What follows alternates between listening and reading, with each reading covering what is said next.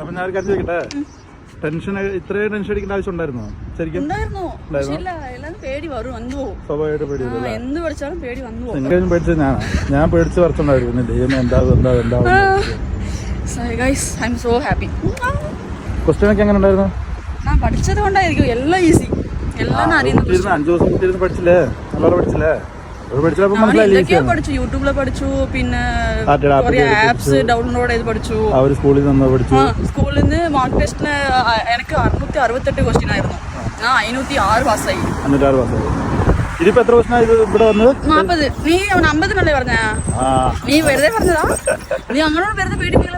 Exam 35 question ആദ്യം 35 അപ്പൊ പിന്നെ ഹസാറിനെ പറഞ്ഞു. ഞാനോട് ഹസാറോട് ചേർത്തിട്ട് 35 ഞാൻ ഓർത്തു. പിന്നെ ഇല്ല,